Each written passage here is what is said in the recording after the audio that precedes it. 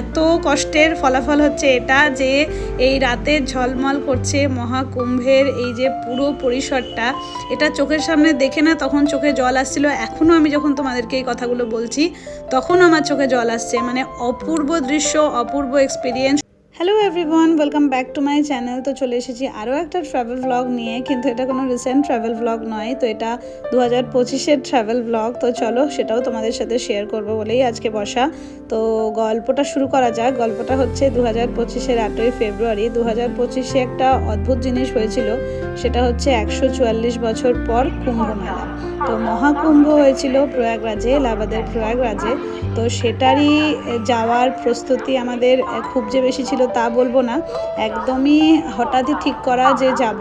তো যাদের যাদের পক্ষে পসিবল হয়েছে তারা সবাই মিলে আমরা বেরিয়ে পড়েছিলাম মহাকুম্ভের যাত্রাতে। তো আমাদের সেরকমভাবে কোনো টিকিটই বুকিং ছিল না, তো যতটা কেটে কেটে আর কি বুকিং করে করে যাওয়া যায় ততটা অবধি আমরা ততটা অবধি কি একদমই প্রয়াগরাজ পৌঁছে গিয়েছিলাম। তো সেই জার্নিটাই তোমাদের সাথে আজকে শেয়ার করব। তো চলে এসেছে আমাদের রাতের ট্রেন। চলো এখন তো আমরা হাওড়া যাব, সেখান থেকে আমরা তারপরে নেক্সট ডেস্টিনেশনে যাব। ভোরভোরই আমরা পৌঁছে গিয়েছিলাম হাওড়া স্টেশনে। তারপরে একটু ফ্রেশন আপ হয়ে আমাদের ট্রেনও চলে এসেছে। 6:45-এ ছিল আমাদের গয়া বন্দে ভারত এক্সপ্রেস, কারণ আমরা প্রয়াগরাজ অবধি ডিরেক্ট ট্রেন কোনোটাই পাইনি। তখন তো ট্রেনের কোনো টিকিটই পাওয়া যাচ্ছিল না। যাই হোক, বন্দে ভারত গয়া পর্যন্ত আমরা পেয়ে গিয়েছিলাম। তো এই জার্নিটা একটু স্মুথই ছিল। বন্দে ভারতের এক্সপিরিয়েন্স আমার আগেও হয়েছে, আর এক্সপিরিয়েন্স খুব ভালো। আর এই যে ট্রেনে আমরা গয়া পর্যন্ত গিয়েছিলাম তারও এক্সপিরিয়েন্স খুব ভালো। যেহেতু সারা রাতই ট্রাভেল করে এসেছিলাম, তো সেই কারণে আর কি টায়ার্ডও ছিলাম, অনেকটা সময় ঘুমিয়েই কাটিয়ে দিয়েছি আর কি। তো বসে বসে হলেও যথেষ্টই কমফোর্টেবল আর কি, কারণ যেহেতু হেকটিক শিডিউলের মধ্যেই আমরা গিয়েছি, কোনো প্ল্যানিং কিচ্ছু ছিল না যে আমরা কুম্ভ যাব। আমার তো কোনো প্ল্যানিংই ছিল না। সৌমিক তাও প্রায় বলছিল যে কুম্ভ যেতে হবে, কুম্ভ যেতে হবে, কিন্তু সবারই টাইমিং ম্যাচ করছিল না। তো সেই কারণে যাব কি যাব না কোনোটাই ঠিক ছিল না। তো সেই করতে করতে যাই হোক, যদি কোথাও যাওয়ার থাকে তো সেখানে যাওয়া হয়ই আর কি। তো সেইভাবেই আমরা ট্রেনেও চেপে পড়ে আমরা আপাতত গয়ার উদ্দেশ্যে প্রয়াগরাজেও রাতের মধ্যে পৌঁছেই যাব। সেই জার্নিটাই তোমাদের সাথে শেয়ার করব যে আমরা কিভাবে প্রয়াগরাজ পৌঁছালাম। তো এখনও পর্যন্ত তো খুবই স্মুথ জার্নি চলছে। সবাই এখানে একটু তাস খেলছিল। খাওয়া দাওয়াও তো বন্দে ভারতের খুবই ভালো, খাওয়া দাওয়াও খুব ভালো ছিল। আর আমার সেদিন যেহেতু একাদশী ছিল, সেই কারণে আমি কোনো মিল নিইনি, কিন্তু কোনো অসুবিধাও হয়নি। আমি সম্পূর্ণটাই নিয়েই আর কি বাড়ি থেকে গিয়েছিলাম, তাই জন্য কোনো অসুবিধা হয়নি। আর এই যে দেখো পৌঁছে গিয়েছি আমরা গয়া স্টেশনে। এই যে আমাদের বন্দে ভারত ট্রেন, তারপরে নেক্সট ট্রেনটা আমাদের আবার অন্য।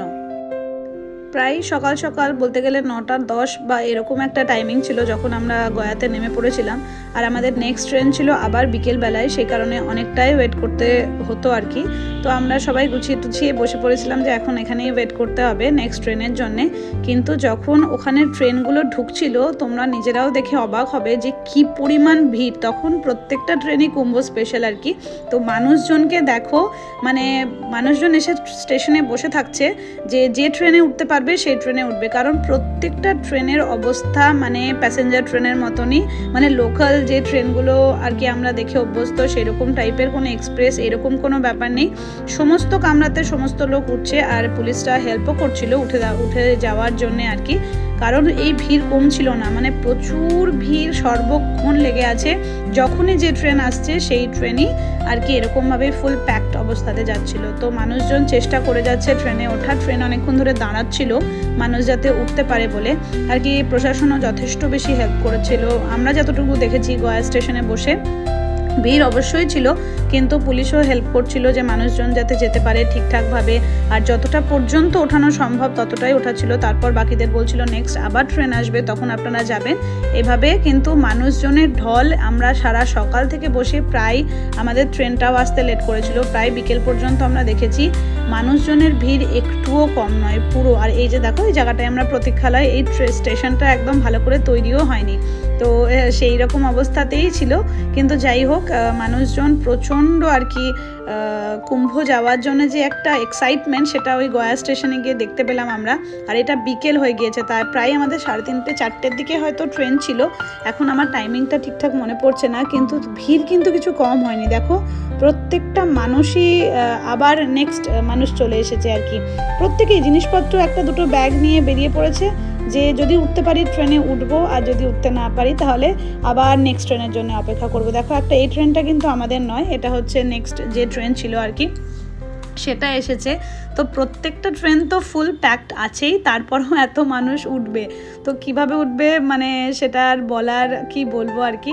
ভগবান বা যাই বলো, অলমাইটি যেটাই হোক না কেন, ডাকে মানুষ আর কি এগিয়ে চলছিল সামনের দিকে। প্রত্যেকেই এভাবেই গেছে, আমরাও যেভাবে গেছি, যতটা পর্যন্ত যাওয়া যায় ততদূর পর্যন্ত যাব, তারপরে আবার নেক্সট ট্রেনের জন্যে। তো যে ট্রেনটা এসেছে, এই দেখো এখানে প্রত্যেকেই দেখতে পাবে যে প্রচুর পুলিশও আছে। পুলিশরা এই এত লোক তো ট্রেনে ওঠা সম্ভব নয়, এটা ওই ইয়েটা খুলে দিয়েছে ওরা, যেটা যার মধ্যে দিয়ে মানে মালপত্র যায়, সেই জায়গাটা খুলে দিয়েছে। মানে সেই জায়গাতেও একবার লক্ষ্য করে দেখো, মানে পুলিশরা কি করবে বুঝতে পারছে না। কিন্তু হ্যাঁ, যতদূর পর্যন্ত উঠতে পারবে মানুষ ততদূর পর্যন্তই, বাকিটা দাঁড় করিয়ে দিচ্ছে যে নেক্সট ট্রেনে আবার যাবে। তো যাই হোক, এই এক্সপিরিয়েন্সটাও খুব ভালোই হয়েছিল। তো এবার আমাদের ট্রেন আসার পালা হয়ে গিয়েছে। গল্প বলতে বলতে একদম সোজাই রাস্তায় চলে যাচ্ছে, আর সব কিছু মানে চোখের সামনে ভাসছে যেন। ওই মহাকুম্ভের এক্সপিরিয়েন্স অদ্ভুত সুন্দর, সেই কারণেও এত পুরনো ভিডিও আমি শেয়ার করছি, যে অদ্ভুত একটা এক্সপিরিয়েন্স হয়েছিল। এই যে এটা আমাদের ট্রেন চলে এসেছে।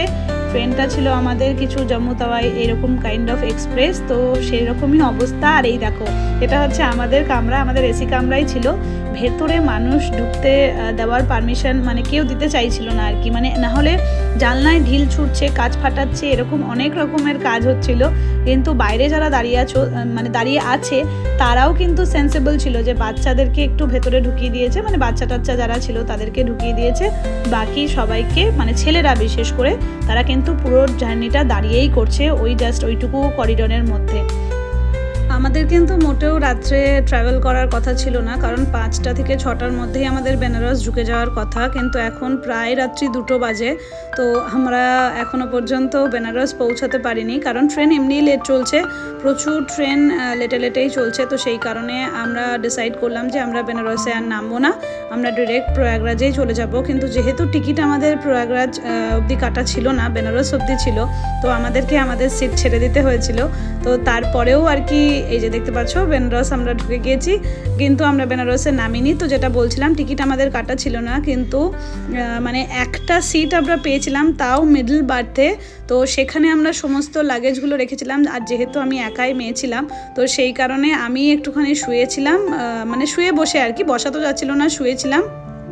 আর হচ্ছে বাকি ছেলেরা কোনো রকমে দাঁড়িয়ে একটু বসে একটু ইয়ে করে আর কি, কোনো রকমে আর কি আমরা প্রয়াগরাজ অবধি পৌঁছেছি, কারণ যেহেতু আমাদের সিট ছিল না, আর সিটের লোকও চলে এসেছিলো যে যারা পৌঁছবে। তো এত কষ্টের ফলাফল হচ্ছে এটা, যে এই রাতে ঝলমল করছে মহাকুম্ভের এই যে পুরো পরিসরটা, এটা চোখের সামনে দেখে না তখন চোখে জল আসছিল। এখনও আমি যখন তোমাদেরকে এই কথাগুলো বলছি তখন আমার চোখে জল আসছে, মানে অপূর্ব দৃশ্য, অপূর্ব এক্সপিরিয়েন্স। অবশ্যই পরের পার্টটা দেখো। এখন টাটা।